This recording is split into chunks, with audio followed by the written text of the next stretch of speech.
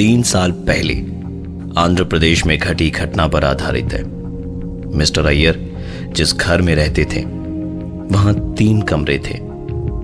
एक में उनका बेटा और बहू रहते, एक में वो, और एक कमरा मिसेस संगीता अय्यर की मौत के बाद हमेशा के लिए बंद कर दिया गया था। आज 21 साल के बाद जरूरत के कारण इस कमरे को खोला गया था। आप सोच रहे होंगे कि 21 साल तक यह कमरा बंद क्यों था। दरअसल 21 साल पहले 16 जुलाई की शाम इसी कमरे में मिसेस अय्यर की मौत हुई थी। मृत्यु के समय मिसेस अय्यर ने एक आखिरी लाइन कही थी जो मिस्टर अय्यर के कानों में हमेशा गूंजती रहती थी, और वो थी, मैं जा तो रही हूं पर वापस जरूर आऊंगी, जरूर आऊंगी। उस बात को 21 साल हो गए थे और इन 21 सालों में ऐसा कुछ भी नहीं घटा जो मिस्टर अय्यर को इस दरवाजे को खोलने से पहले हिचकिचाता। इसलिए आज मिस्टर अय्यर ने इस कमरे का दरवाजा फाइनली खोल दिया।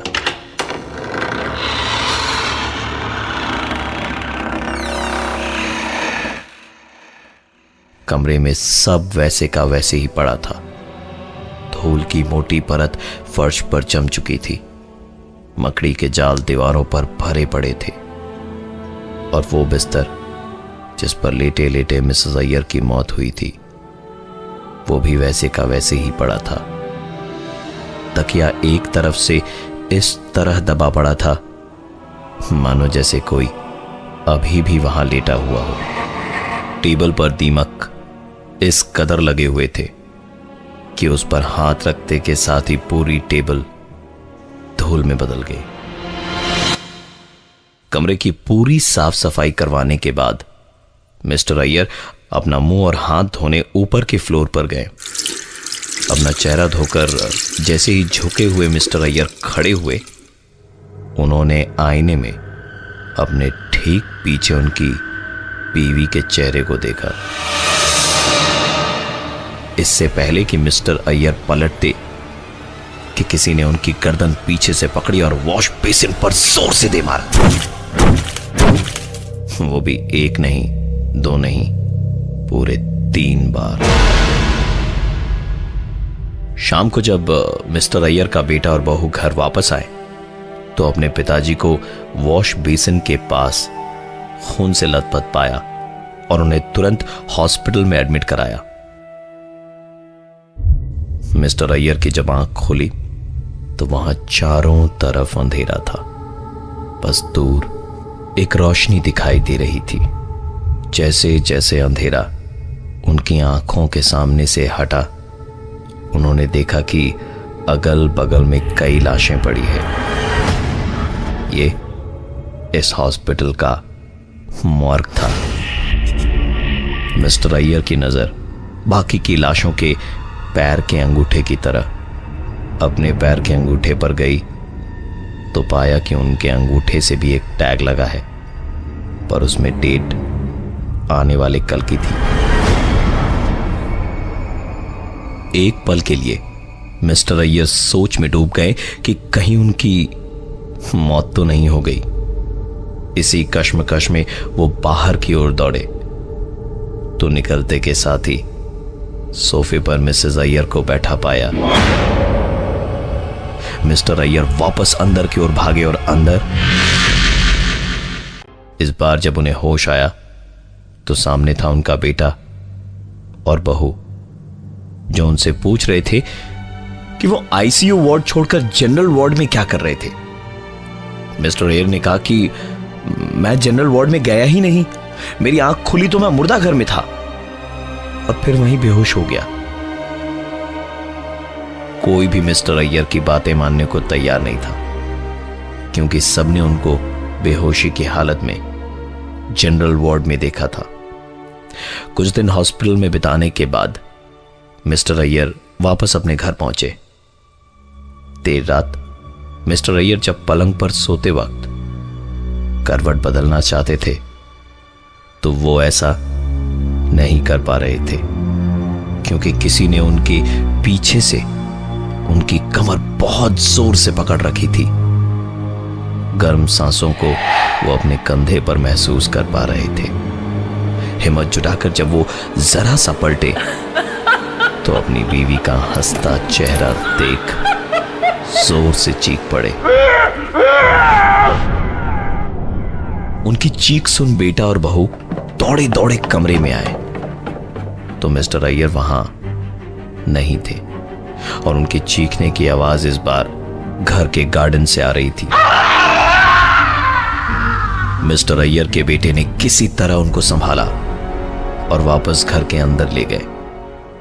मिस्टर अय्यर ने कहा कि वो अपने कमरे में नहीं सोना चाहते, उन्हें वहां डर लग रहा है, इसलिए वो घर के डाइनिंग हॉल में ही सो जाएंगे। मिस्टर अय्यर का बेटा वहां तब तक बैठा रहा जब तक मिस्टर अय्यर को नींद नहीं आ गई। जैसे ही उन्हें नींद आई वो अपने कमरे में चला गया और थोड़ी ही देर में उसने एक आवाज सुनी, जिसे सुनकर वो नीचे गया और वहां का नजारा देख उसका बदन ठंडा हो गया था। मिस्टर अय्यर पागलों की तरह दीवार पर कान लगाकर खड़े थे और कह रहे थे,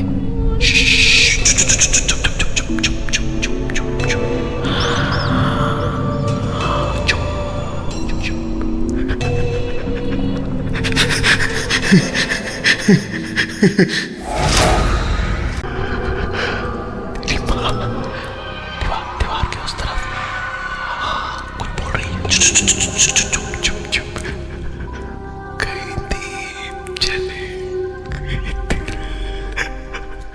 पापा मुझे बुला रही है, लेकर जाएगी, छोड़ेगी नहीं।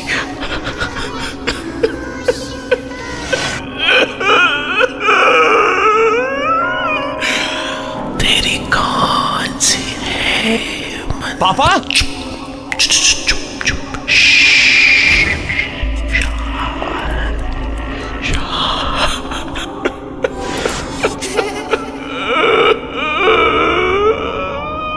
क्या कर रहे हो आप? तेरी कौन सी है मंजिल? पापा देख देख देख देख देख बुला रही है। आऊंगा आऊंगा मैं तेरे साथ।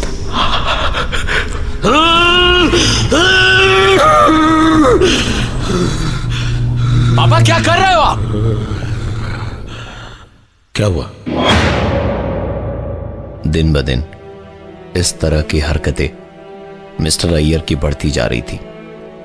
एक दिन जब उनका बेटा काम से लौटा तो देखा कि कमरे में पिताजी अपनी ही तस्वीर दीवार पर लगा रहे थे। बेटे ने पूछा, ये क्या कर रहे हो? तो मिस्टर अय्यर ने कहा, तेरी मां मुझे ले जाएगी, सिर्फ माला खरीद के लगा देना। फोटो मैंने लगा दी है।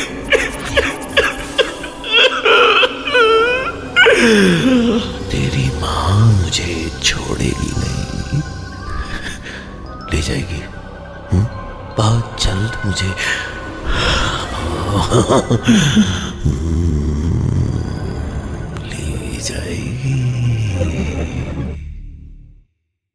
पिताजी की यह हालत बेटे से देखी नहीं गई। उसने शहर के बड़े से बड़े साइकियाट्रिस्ट को दिखाया, पर किसी के पास भी मिस्टर अय्यर की बीमारी का इलाज नहीं था। सबका कहना एक ही था कि मिस्टर अय्यर को आराम की सख्त जरूरत है। और इस तरह धीरे धीरे नींद की गोलियां उनका सहारा बन गई। रविवार का दिन था जब मिस्टर अय्यर का बेटा और बहू दौड़े दौड़े अपने कमरे से बाहर आए, उनके पिताजी के कमरे से आती हुई आवाजों को सुनकर।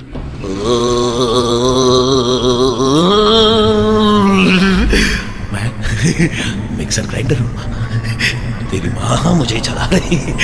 ये देख, एक पे देख देख देख, तो 3 4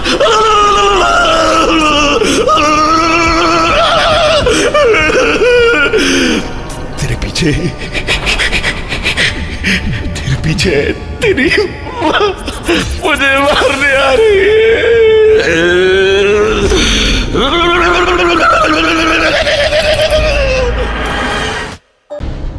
शनिवार की सुबह जब 10 बजे तक मिस्टर अय्यर ने कमरे का दरवाजा नहीं खोला तो उनके बेटे ने दरवाजा खटखटाना शुरू किया। काफी देर तक जब उन्होंने दरवाजा नहीं खोला तो दरवाजे को तोड़ना पड़ा। दरवाजा खोला तो मिस्टर अय्यर पंखे से लटकने की तैयारी में थे। बेटे ने चिल्लाते हुए कहा, पापा क्या कर रहे हो आप?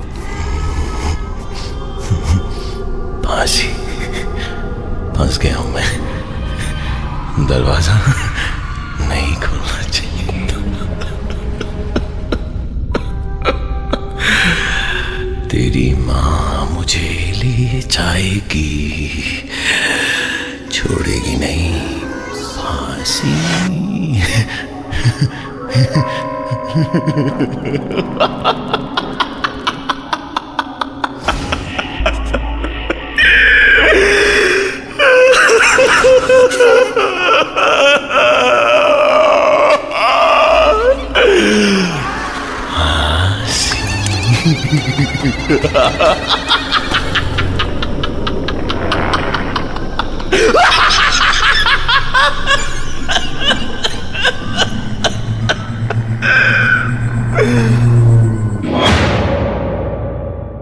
जब चीजें कंट्रोल से बाहर थीं, तो बेटे को अपना हाथ उठाना ही पड़ा। रविवार की शाम उस बंद कमरे से आवाजें आ रही थी। मिस्टर अय्यर के बेटे ने दरवाजा खोला तो ड्रेसिंग टेबल के ठीक सामने खड़े थे मिस्टर अय्यर, वो भी मिसेस अय्यर की साड़ी और गहने पहने हुए। बेटे को देखते के साथ ही बोले, अरे बेटा तू आ गया। सुन, तेरा फेवरेट खाना बनाया है मैंने, बैंगन का भरता। उधर डिनर टेबल पर रखा है, खा लेना, भूलना मत। हाँ, मैं तो बिंदी लगाना ही भूल गई, ये देखेंगे तो गुस्सा करेंगे। कहाँ रख दी मैंने बिंदी? एक वो दिन था और एक आज का। मिस्टर अय्यर की जगह इस घर में नहीं, अब मेंटल असाइलम में है, और उनकी जिंदगी का राज उनके बेटे और बहू दोनों के सामने आया जब वो मेंटल असाइलम में गए थे उनसे मिलने के लिए। तेरी माँ ने कहा था कि वो जा रही है, पर वापस जरूर आएगी। आ गई है वो। मैंने उसे मार के दिखा दिया था कि उसने सुसाइड किया। मैंने जैसे उसे तड़पा तड़पा के मारा, वो अब मुझे तड़पा के मार रही है। नहीं खोलना चाहिए था दरवाजा।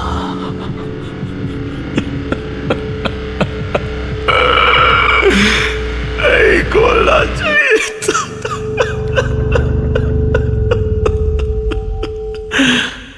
कैसे हो बेटा?